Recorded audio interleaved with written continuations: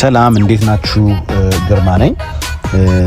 እንግዲህ እንደምታውቁት ባለፉት ሁለት ኤፒሶዶች ስለ ፖፖ አፕሊኬሽን ወይ ነው ፖፖ ላይቭ ስለሚባለው አፕሊኬሽን ምንነትና ከዛ በኋላ ደግሞ በሚቀጥለው ኤፒሶድ ላይ አንድ ሰው ፖፖ ላይቭ የሚባለው አፕሊኬሽን ዳውንሎድ ቢያደርግ ምንድነው ኢንተርፌስ ወይም ደግሞ ምንድነው የሚያየው ነገር ምንድነው የሚለውን የፖፖ ላይቭ ኢንተርፌስ ተማምረን ነበር። ዛሬ ደግሞ ስለ ዴሊ ታስክስ ስለ ዴሊ ታስክ ማለት እንግዲህ አንድ ሰው እዚህ አፕሊኬሽን ላይ ስራ በሚጀምርበት ጊዜ በየቀኑ የሚሰራቸው ስራዎች ናቸው ዴሊ ታስክ ምንላቸው። እነዚህ ምንድናቸው?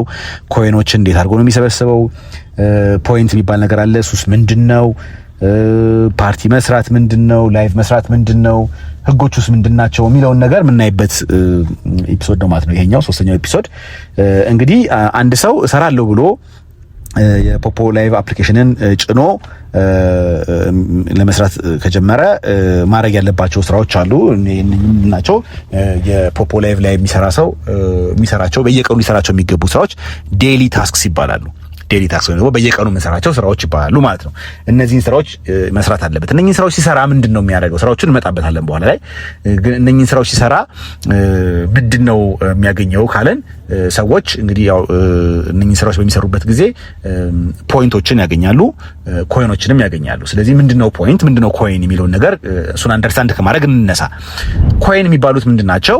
እንግዲህ አፕሊኬሽኑ ለኛ ብሎ ያስቀመጣቸው ኮይኖች አሉ ወይም ደግሞ ሳንቲሞች አሉ። ባለፈው ኤፒሶድ ላይ እንደነገርኳችሁ አንድ ሰው ለመጀመሪያ ጊዜ ፖፖ ላይቭ ሬጂስተር በሚያደርግበት ጊዜ 100 ኮይኖች ይሰጠዋል። አፕሊኬሽኑ በነጻ ዝም ብሎ ይሰጠዋል ብያችሁ ነበረ። ከዛ በኋላ ግን ያ 100 ኮይን በቂ አይደለም። ተጨማሪ ኮይኖችን ስለምንፈልግ እንግዲህ እነኚህን ኮይኖች የምናገኝባቸው አፕሊኬሽኑ ያስቀመጠልን የተለያዩ ነገሮች አሉ። ለምሳሌ ላኪ ቦክስ የሚባል አለ። ላኪ ቦክስ ማለት አንድ ፓርቲ ላይ ወይም አንድ ላይቭ ላይ በምትገቡበት ጊዜ ከላይ የምትቀመጠች አንድ ቀይ ቦክስ ነች። ላኪ ቦክስ ትባላለች። እቺ ቦክስ ውስጧ ኮይኖች አሉ በውስጧ ያሉ። እነዚህ ኮይኖች ምንድናቸው? እኛ ከሌሎች እዛ ከኛ ጋር አብረው ካሉ ሰዎች ጋር ተሻምተን የምንወስዳቸው ኮይኖች ናቸው። ለምሳሌ አንድ ቦክስ 50 ኮይኖች ሊኖሩት ይችላሉ። እነኚህን 50 ኮይኖች ለአምስት ሰዎች ነው ማከፋፍለው ካለ ያንን ኮይን ያስቀመጠው ሰው ዩዥዋሊ እነኚህን ኮይኖች የሚያስቀምጠው እንግዲህ ያንን ላይቭ እየሰራ ወይም ያንን ፓርቲ ሆስት እያደረገ ያለው ሰው ሊሆን ይችላል ያስቀመጠው፣ ወይም ሌሎች ሰዎችም ሊሆኑ ይችላሉ እዛ ውስጥ የሚሳተፉ ሰዎች። ግን ሲያስቀምጧቸው እነዚህን 50 ኮይኖች ለአምስት ሰዎች እንዲከፋፈሉ ተሻምተው እንዲወስዷቸው ነው የምንፈልገው ብሎ ኮይን ያስቀምጧቸው። እናንተ ምንድነው የምታደርጉት? ይቺን ቀዩን ላኪ ቦክስ ስትነኳት ትከፈታለች።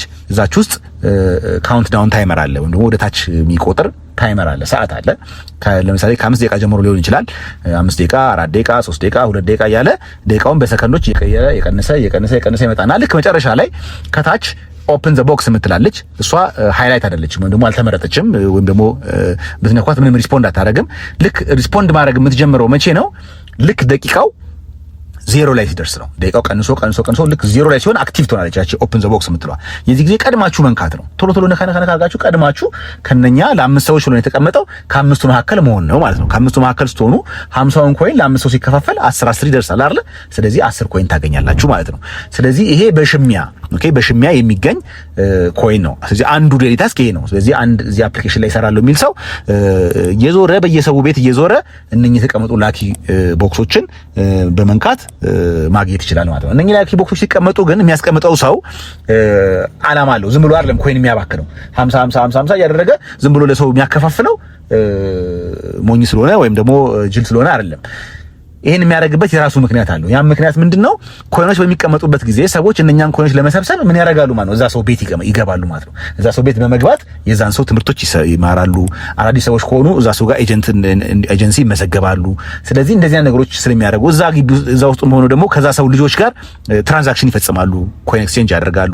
ይሄን ስለሚያደርግ ቤቱ ደግሞ እንደገና ብዙ ሰዎች በገቡበት ሰዓት ቫይራል ስለሚወጣ ወይም ደግሞ ቫይራል ስለሚሆን ብዙ ሰዎች በሚገቡበት ጊዜ አፕሊኬሽኑ ምን ያደርገዋል? ያን ሰውዬ ወደ ላይ ያወጣ ፊት ለፊት ስለሚያስቀምጠው አዳዲስ ሰዎች አይን አፕሊኬሽን ከፍተው አፕሊኬሽኑን ገና ሲከፍቱት ፊት ለፊት የሰውዬ ይመጣላቸዋል ማለት ነው። ስለዚህ ይሄ ስለሚሆን ለዛ ፐርፐዝ ብለው ነው እንግዲህ እነኚህን ኮይኖች የሚያስቀምጧቸው ማለት ነው። ስለዚህ ቀኑን ሙሉ ስለሚያስቀምጡ እናንተ እየዞራችሁ ምን ማድረግ ትችላላችሁ ማለት ነው? ኮይኖቹን መሰብሰብ ትችላላችሁ ማለት ነው። ስለዚህ የመጀመሪያው ኮይን የምታገኙበት እንግዲህ ዴሊ ታስክ ይሄ ነው ማለት ነው።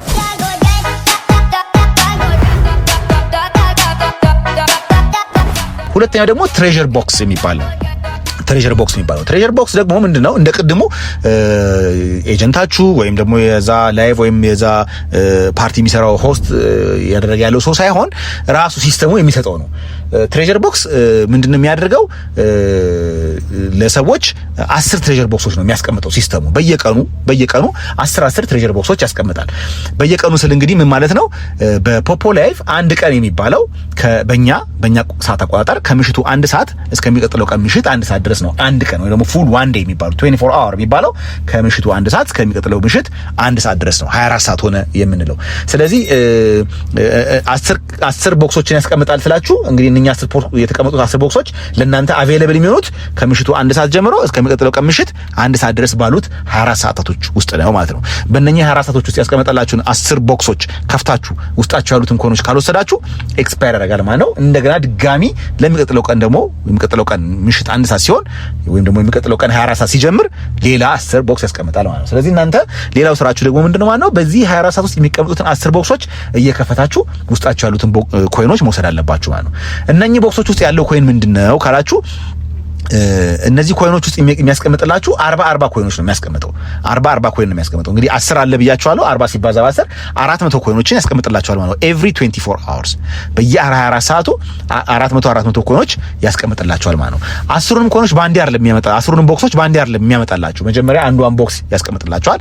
ከዛ ያችን ቦክስ ተነኩና ሰዓት እንደቀድሙ ካውንትዳውን ታይመር አለው። ሰዓቱ ቀንሶ ልክ 0 ላይ ሲደርስ ስነኩት ሪሲቭ ስትሉት 40 ኮይን ይሰጣችኋል። ከዛ ደግሞ ሁለተኛውን ኮይን ያስቀምጥላችኋል እያለ 10ሩን ኮይኖች እስከምትጨርሱ ድረስ ይሰጣችኋል ማለት ነው። ስለዚህ በዚህ መንገድ እነኚህን ኮይኖች በመውሰድ ኮይኖቻችሁን ኮሌክት ማድረግ ትችላላችሁ ማለት ነው። 400 ኮይን መውሰድ ትችላላችሁ ማለት ነው። አንዳንድ ጊዜ ግን የሚያስቸግረው ነገር ምንድነው? እነዚህ ኮይኖች ስትወስዱ ኢንተርኔት ኮኔክሽናችሁ ስሎው ከሆነ ወይም ደግሞ የተጠቀማችሁበት ያለው ኢንተርኔት በጣም ስፒዱ ዝቅተኛ ከሆነ 40 ኮይን መስጠት ያለበት 5 ኮይን ሊሰጣችሁ ይችላል። እና አንዳንድ ጊዜ ኮመን ሚስቴክ የሚሰራው ምንድነው? አንዳንድ ሰዎች ምን ያደርጋሉ? 5 ኮይን ሲሰጣቸው አሁንም ደግሞ ይሞክራሉ። 5 ይሰጣቸዋል፣ አሁንም ደግሞ ይሞክራሉ። ይሄ ማለት ማለት ነው 10ሩንም 5 የሰጣችሁ 400 ኮይን ማግኘት ስትችሉ 50 ኮይን ብቻ ሰጥቷችሁ 350 ሚሊዮን ኮይን ተከስራላችሁ ማለት ነው። ይሄ ነገር እንዳይሆን ማድረግ ያለባችሁ ምንድነው? 5 ኮይን ብቻ የሚሰጣችሁ ከሆነ ኮኔክሽናችሁ ጥሩ ስላልሆነ ምክንያቱም 24 ሰዓት አላችሁ እንደ ላኪ ኮይን ተሻምታችሁ የምትወስዱት አይደለም። ይሄ የእናንተ ነው። በ24 ሰዓት ውስጥ ኦልሬዲ አፕሊኬሽኑ ያስቀመጠላችሁ ነው። ስለዚህ አሁን ስትሞክሩት እምቢ ካላችሁ ተታችሁት ወደ በኋላ ደግሞ መሞከር ትችላላችሁ። ምንም የሚያስጨንቃችሁ ነገር የለም። ስለዚህ ወደ በኋላ ላይ ኔትወርክ ሲስተካከል ማድረግ አለባችሁ አለ። በዚያም ደግሞ እናንተ ማስተካከል የምትችሉ ከሆነ ኔትወርካችሁን እያስተካከላችሁ መውሰድ ይኖርባችኋል ማለት ነው። ይሄንን ጥንቃቄ ማድረግ አለባችሁ። ዘ ሴም ቲንግ ነው ላኪ ኮይን ላይ ላኪ ቦክስ ላይ ስትሄዱ ኢንተርኔት ኮኔክሽናችሁ ስሎ ከሆነ ቶሎ ነክታችሁ ነው አይደል ተሻምታችሁ የምትወዱት፣ ግን የማግኘት እድላችሁ ዝቅተኛ ይሆናል ኮኔክሽናችሁ ስሎ ከሆነ። ስለዚህ በተሻለ አቅም ኢንተርኔታችሁን ማስተካከል አስፈላጊ ነው ማለት ነው። ግን በእነዚህ ሁለት መንገዶች በዚህ በላኪ ቦክስ እና ትሬዠር ቦክስ በመጠቀም ያሉትን ኮይኖች በመሰብሰብ ኮይን ማግኘት ትችላላችሁ ማለት ነው።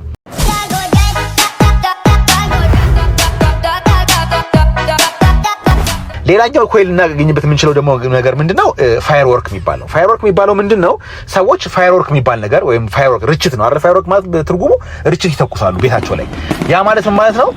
ለምሳሌ አንድ ሰው በ50,000 ኮይን ነው የሚገዛው። ርችቱ ከካምፓኒው ነው የሚገዙት።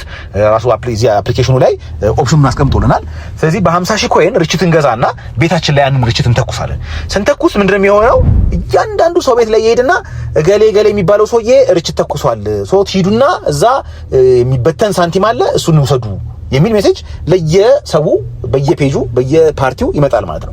የዚህ ጊዜ እናንተ የምታደርጉት ምንድነው? ቀጥታ ይሄን ሜሴጅ ትነኩታላችሁ። ፋየርወርክ ዊል ጎ ኦፍ ፎር 60 seconds ብሎ የሚመጣው ሜሴጅ አለ። ልክ እሱ በቦክስ ነገር ሆኖ በሳጥን ነገር ሆኖ የሚመጣው ልክ ይሄ ሲመጣ ሄዳችሁ ስትነኩት አውቶማቲካሊ አሁን ካላችሁበት ቤት ያነሳችሁና የት ይወስዳችኋል ማለት ነው? እዛ ፋየርወርክ የሚለቀቀበት ቤት ውስጥ ይወስዳችኋል ማለት ነው። ሶ እናንተ የምትሰሩት ስራ አንድ ነገር ነው። እሱ ምንድነው? ለ60 ሰከንድ ወይም ደግሞ ለ1 ደቂቃ እዛ ቤት ውስጥ ቁጭ ማለት ነው። ዝም ብላችሁ መጠበቅ ነው። ስትጠብቁ ምንድነው የሚሆነው? የቻንስ ጉዳይ ነው። ከተለቁት ኮይኖች ውስጥ 50 ሊደርሳችሁ ይችላል፣ 100 ሊደርሳችሁ ይችላል፣ ምንም ላይደርሳችሁ ይችላል። እዚህ ጋር አንድ ማወቅ ያለባችሁ ነገር ምንድነው? ቪአይፒ የሚባል ነገር አለ። ቪአይፒ ማለት ነው በኮይን የሚገዛ ነው። ቪአይፒ ከገዛችሁ የፋየርወርኮች የማግኘት እድላችሁ በጣም ሰፊ ይሆናል። ምክንያቱም ፋየርወርክ የሚበተኑበት ቦታዎች ላይ ቅድሚያ የሚያከፋፍለው ለምኖች ነው፣ ለቪአይፒዎች ነው። ከዛ በኋላ ነው ለሆስቶች ወይም ደግሞ ምንም ቪአይፒ ላልገዙ ሆስቶች ማከፋፈል የሚጀምረው ከዛ በኋላ ነው። ስለዚህ እናንተ አሁን ጀማሪ ከሆናችሁ ቪአይፒ መግዛት አትችሉም። ምክንያቱም ቪአይፒ ለመግዛት ለምሳሌ የመጀመሪያው ሌቭል ቪአይፒ 95000 ኮይን ነው፣ በ95000 ኮይን ነው የሚገዛው። ስለዚህ እናንተ አሁን ጀማሪ ከሆናችሁ ያ ገንዘብ ያ ሳንቲም እነኛ ኮይኖች እንደዛ የሚያክል ኮይን ላይኖራችሁ ስለሚችል መግዛት አትችሉም። ቻንሳችሁን ነው የምትጠብቁት። ነገር ግን በዚህ አፕሊኬሽን ላይ የሰራችሁ ኮይኖች እየሰበሰባችሁ ከሆነና 95000 ኮይን የሚሆን ካላችሁ ግን ቪአይፒ ብትገዙ በጣም ይመከራል። ምክንያቱም ከሁለት ነገር አንፃር ነው ቪአይፒ መግዛት የሚመከረው። የመጀመሪያው ምንድነው 95000 ኮይን አውጥታችሁ ቪአይፒ ስትገዙ በቃ 95000 ከሰረ ማለት አይደለም። ምክንያቱም አፕሊኬሽኑ ምን ያደርጋል 3500 ኮይን ይመልስላችኋል በየቀኑ ኤቭሪዴይ ማለት ነው። የመጀመሪያው ቀን 95000 ኮይን አውጥታችሁ ቪአይፒ ገዛሉ ስትሉ ኦኬ ይሸጥላችኋል ቪአይፒውን በ95000 ኮይን። ከዛ በኋላ ግን ወዲያውኑ ምን ያደርግላችኋል 3500 ኮይን ይሰጣችኋል። 3500 ኮይን ይሰጣችኋል። ሶ በዚህ መንገድ ነገም 3500 ከነገ ወዲያም 3500 እያለ ኤቭሪዴይ ምን ያደርጋል ማለት ነው 3500 ኮይን ይሰጣችኋል ማለት ነው። ለስንት ቀን? ለአንድ ወር ወይም ደግሞ ለ30 ቀን ማለት ነው። ልክ 30 ቀን ሲሆን ብታባዙት 3500ን ስንት ይመጣል? 105000 ኮይን ይመልስላችኋል ማለት ነው። እንግዲህ ተመልከቱ የገዛችሁት እናንተ በስንት ነው? በ95000 ኮይን። እሱ ግን ስንት ነው ይመልስላችሁ? 105000 ኮይን። ይሄ ማለት ዲፈረንሱ ስንት ነው? 10000 ኮይን አተረፋችሁ ማለት ነው። 10000 ኮይን ይሰጣችኋል ማለት ነው። ይሄ የመጀመሪያው በፋይርወርክ የመጀመሪያው ቪአይፒ ስትገዙ የምትጠቀሙት ጥቅም ነው። ሁለተኛው ደግሞ ጥቅም ምንድነው? ቪአይፒ ካላችሁ ፋይርወርክ በተተኮሰባቸው ቦታዎች ላይ ሁሉ ስትሄዱ ኮይን የማግኘት ቻንሳችሁ በጣም ሰፊ ነው።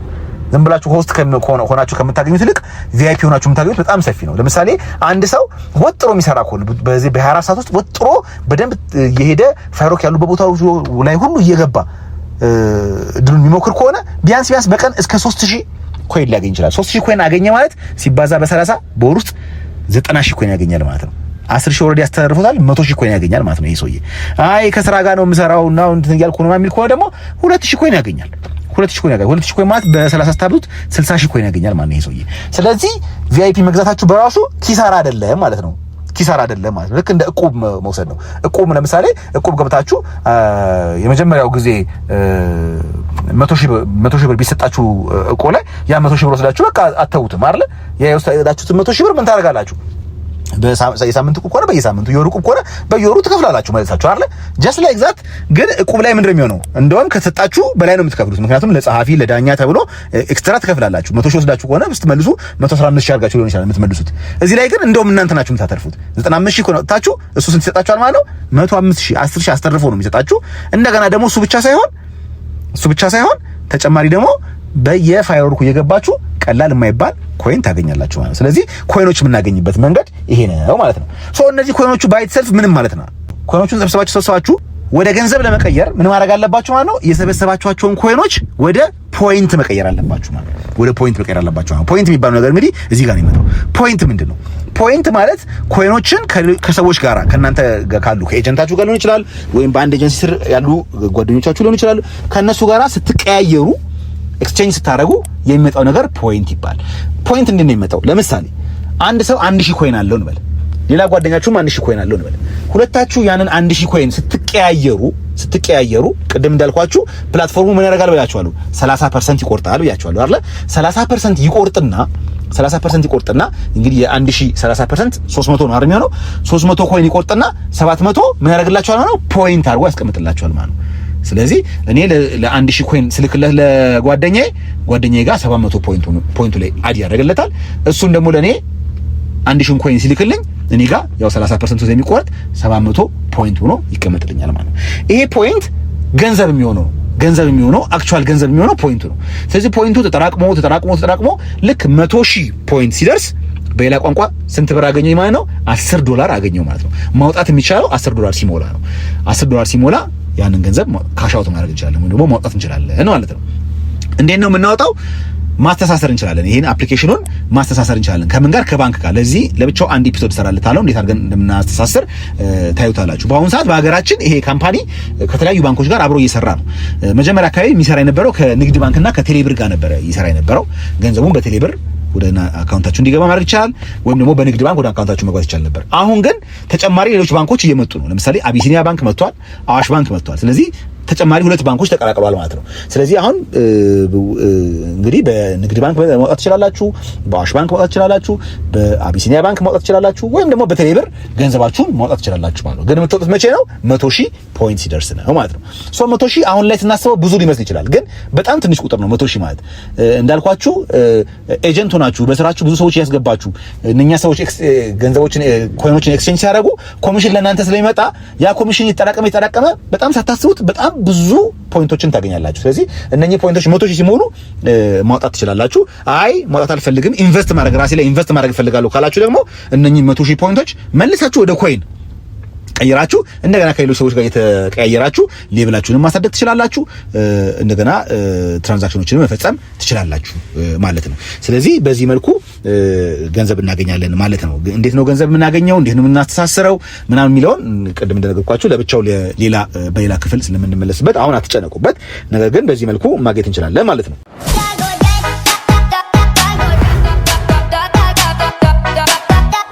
ሶ ሌቭላችን እንዳልኳችሁ ብዙ ትራንዛክሽን ባደረግን ቁጥር ሌቭላችን እያደገ ነው የሚሄደው። ለምሳሌ አሁን አንድ ሰው ለመጀመሪያ ጊዜ ይሄን አፕሊኬሽን ዳውንሎድ ሲያደርግ እና ስራ ሲጀምር ሌቭል 1 ነው የመጀመሪያው ሌቭል ላይ ነው ያለው። ሌቭል 1 ይባላል ያ ሰው። ሌቭል 1 ላይ ያለ ሰው ወደ ሌቭል 2 ለማደግ ምን ማድረግ አለበት? ስራ እየሰራ ኤክስቼንጅ ማድረግ አለበት፣ ወይ ደግሞ ኮይኖችን እየሰበሰበ ኤክስቼንጅ ማድረግ አለበት። ለምሳሌ አንድ ሰው ከሌቭል 1 ወደ ሌቭል 2 ማደግ የሚፈልግ ከሆነ ሌቭል 1 ላይ ምንም ኮይን የለውም፣ ዜሮ ነበረ። ስለዚህ ኮይኖችን ሰበሰበና ልክ ወደ ሌቭል 2 ማደግ ሲፈልግ ምን ማድረግ አለበት ማለት ነው? 3000 ኮይኖችን ኤክስቼንጅ ማድረግ አለበት። 3000 ኮይኖችን ከሰዎች ጋር ኤክስቼንጅ ማድረግ ወይም ደግሞ መቀያየር አለበት ማለት ነው። 3000 ኮይን ባንዴ አይደለም የሚቀያየረው። ኦኬ ባንዴ አይደለም የሚቀያየረው። ከፈለገ ዛሬ 1000 ነገ 1000 ከነገ ወዲያ 1000 አድርጎ 3000 ማድረግ ይችላል። ወይም ደግሞ ዛሬ 1500 ነገ 1500 አድርጎ ሊቀያየር ይችላል። ብቻ 3000 ሲሞላ የተቀያየረው ኮይን 3000 ሲሞላ አውቶማቲካሊ ሲስተሙ ምን ያደርገዋል ማለት ነው? ይሄን ሰውዬ ከሌቭል 1 ወደ ሌቭል 2 ያሳድገዋል ማለት ነው። ከዛ ሌቭል 2 ላይ ደግሞ ሆኖ ወደ ሌቭል 3 ማደግ ከፈለገ ሌቭል 3 ለማደግ 6000 ኮይን ኤክስቼንጅ እንዲደረግ ይጠበቅበታል። ያ ማለት ግን 6000 ኮይን እንደገና ከዜሮ ተነስቶ 6000 ኮይን አይደለም መቀየር ያለበት። ኦልሬዲ ከሌቭል 1 ወደ ሌቭል 2 ለማደግ 3000 ኮይን ተቀያይሮ ስለነበረ 3000 ኮይን ይይዝለትና ተጨማሪ 3000 ኮይን ነው የሚፈልገው ማለት ነው። 6000 ብሎ ቢጠይቀን ግን ተጨማሪ 3000 ኮይን ነው። ለምን አሁን 3000 ኮይን ከተቀየረ ባለፈው 3000 ተቀያይሯል፣ አንድ ላይ ሲደመር 6000 ተቀያየረ ማለት ነው። አውቶማቲካሊ ወደ ምን ያሳድገዋል? ወደ ሌቭል 3 ያሳድገዋል ማለት ነው። ልክ ሌቭል 3 ላይ ሆኖ ወደ ሌቭል 4 ለማደግ 16000 ኮይን ኤክስቼንጅ ነው የሚፈልገው። 16000 ኮይን መቀያየር ነው የሚፈልገው። ግን ኦልሬዲ ሌቭል 3 ጋር ሲገባ 6000 ኮይን ተቀያይሮ የለ። ስለዚህ 10000 ኮይን ከተቀያየረ በቂው ነው ማለት ነው።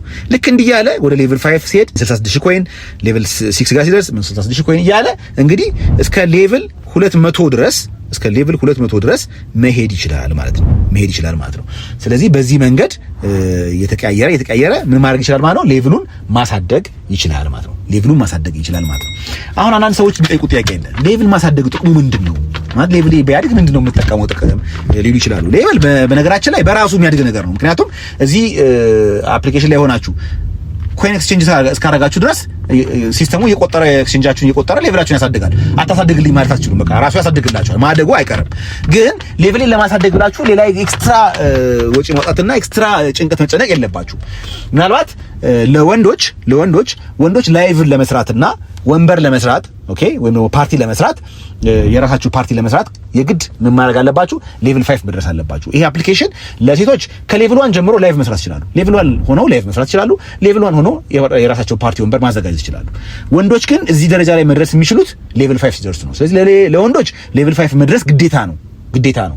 ለሴቶች ግን ከሌቭል 1 ላይ ሆነው ይሄን ስራ መስራት ይችላሉ። ስለዚህ ሌቭላችንን የግድ ለማሳደግ በተለይ ወንዶች ሌቭል 5 ላይ መድረስ ግዴታችሁ ነው ማለት ነው። አለበዚያ ኤጀንት ሆናችሁ ሰዎች መመዝገብ ማስተማር አትችሉም ማለት ነው። የራሳችሁ ላይቭ እና የራሳችሁ ፓርቲ መስራት ስለማትችሉ። ሴቶች ግን ሌቭላችሁ ምንም ቢሆን ይሄን ስራ መስራት ስለምትችሉ ለሌቭላችሁ መጨነቅ የለባችሁም። ሌቭላችሁ ከፍ ቢል ጥሩ ነው። ምክንያቱም አንድ ሰው እኮ ለምሳሌ ጥያቄ መጠየቅ ፈልጎ ሌቭልሽን ሲያየው ሌቭል 1 ከሆነች አውቶማቲካሊ አእምሮ ላይ እውቀቱ ይኖራትም ግን ጥያቄን ትመልሳለች የሚል ኮንፊደንስ አይኖረው። ምክንያቱም ሌቭሏ ዝቅ ያለ ስለሆነ። ሌቭሏ ግን ከፍ ያለ 30 ከሆነ ግን ኦኬ እዚህ ፕላትፎርም ላይ የቆየች ነች፣ ወይም ደግሞ ይሄ ሰውዬ እዚህ ፕላትፎርም ላይ የቆየ ነው ጥያቄ ይመልስልኛል የሚል ኮንፊደንስ ስለሚኖረው ወደፊትም ደግሞ ኤጀንት መሆን በምትፈልጉበት ጊዜ አንዳንድ ጊዜ ሌቭላችሁ ዝቅ ያለ ከሆነ ሰዎች ይሄ ሰው ብዙ የቆየ አይደለም፣ ኤክስፒሪየንስ የለውም፣ ጥያቄን አይመልስልኝም የሚል አሰምሽን ሊኖራቸው ስለሚችል ስለሚችል ሌቭላችሁ ከፍ ያለ ቢሆን ይመረጣል። መጥፎ አይደለም። ሌቭላችሁ ከፍ ማለቱ መጥፎ አይደለም፣ ግን መስት ደግሞ አይደለም ለማለት ፈልጌ ነው። ወንዶች ሌቭል 5 ከደረሳችሁ፣ ሌሎች ደግሞ ሌቭላችሁ ከፍ ያለ ቦታ ላይ ባይደርስም ስቲል መስራት ትችላላችሁ ማለት ነው። ራሱ ሲስተሙ በራሱ ጊዜ ሌቭላችሁን እየጨመረላችሁ ስለሚሄድ ያን ያህል ሌቭላችሁን ለማሳደግ መጨነቅ የለባችሁም ማለት ነው።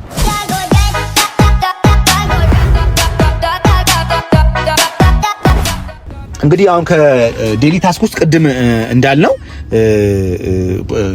ከላኪ ኮይን ከላኪ ቦክስ ኮይኖችን እንሰበስባለን፣ ከትሬዠር ቦክስ ኮይኖችን እንሰበስባለን ብለናል አይደል? አሁን ደግሞ ከፓርቲና ከላይቭም ኮይንና ፖይንቶችን መሰብሰብ እንችላለን። እዚህ ጋር እንግዲህ ይሄን ለሁለት ከፍዬ ነው ማስተምራችሁ። የመጀመሪያው ምንድነው ለወንዶች፣ ሁለተኛው ደግሞ ለሴቶች ብዬ ለሁለት ከፍዬ ነው ማስተምራችሁ።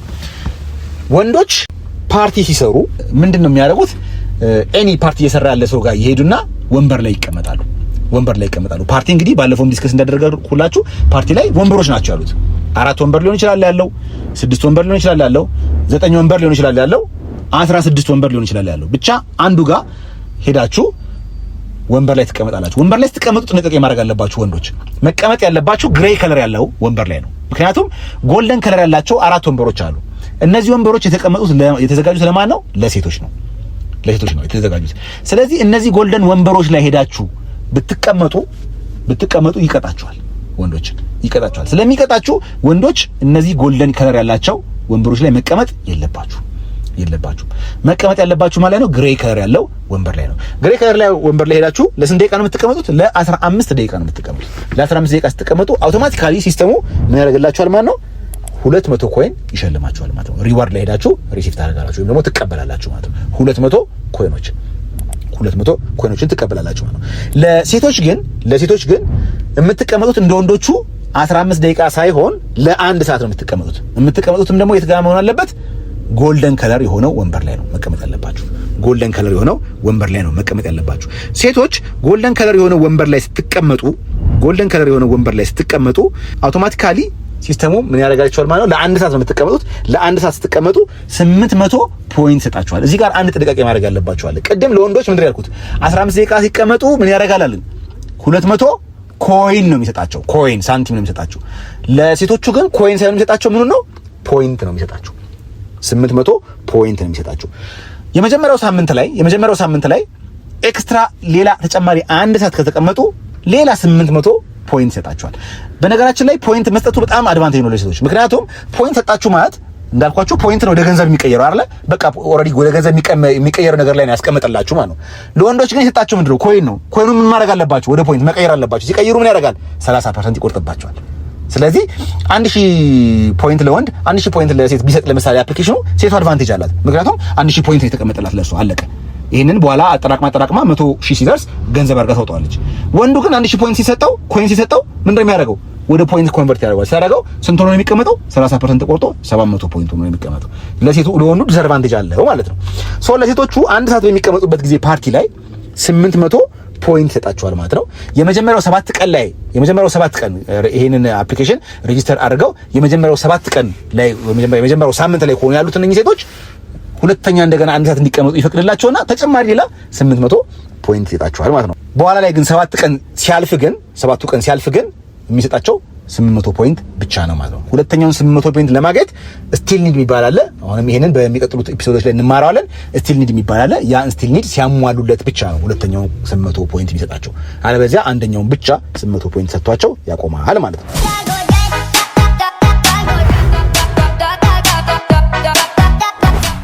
ስለዚህ ፓርቲ ላይ እንግዲህ ለሴትና ለወንድ ይሄ ልዩነት ነው ያለው ማለት ነው። እንደገና ላይቭ ደግሞ ስንገባ የመጀመሪያው ምንድነው? ወንዶች ላይቭ ገብተን የምናገኘው ነገር የለም። አሁንም ዲስአድቫንቴጁን ተመልከቱ። ወንዶች ላይቭ ገብተን እንደ ሴቶች ፖይንት አናገኝም። ስለዚህ ወንዶች ላይቭ የምንገባው ለማስተማር፣ ለመመዝገብ ምናምን ነው። ከልጆቻችን ወይም ደግሞ በስራችን ካስቀመጥናቸው ሰዎች ጋር ኢንተራክት ለማድረግ ነው እንጂ የምንጠቀመው ላይቭ በመቀመጣችን ምክንያት የምናገኘው ገንዘብ የለም። ሴቶች ግን 1 ሰዓት ሲቀመጡ 1000 ፖይንት ያገኛሉ ማለት ነው። ለ1 ሰዓት ተቀመጠው። ቅድም እንዳልኳችሁ ወንበር ላይ ስንቀመጥ ጥንቃቄ ማድረግ አለብን። ሴቶች ጎልደን ቼሩ ላይ ነው መቀመጥ ያለባቸው ብያቸዋለሁ። ወንዶች ደግሞ ግሬ የሆነው ከለር ላይ ነው መቀመጥ ያለባቸው። ወንዶች ከግሬው ተነስተው ጎልደን ወንበር ላይ ከተቀመጡ ወንዶቹን ይቀጣቸዋል። ሴቶች ግን ከጎልደን ላይ ተነስተው ግሬው ላይ ቢቀመጡ ይችላሉ፣ አይቀጣቸውም። ግን ምንድነው ይሄን 1000 ፖይንት ለማግኘት የግድ ጎልደኑ ላይ መቀመጥ ያለባቸው። ግሬው ላይ ግን ተቀምጠው መማር ይችላሉ። ላኪ ኮይን መሰብሰብ ይችላሉ። ትሬዠር ቦክሳቸው መሰብሰብ ይችላሉ። ቦክስ ላይ ያሉትን ኮይኖች መሰብሰብ ይችላሉ። ይሄን ማድረግ ይችላሉ። ምንም ችግር የለውም። አይቀጣቸውም ማለት ነው ሴቶቹን።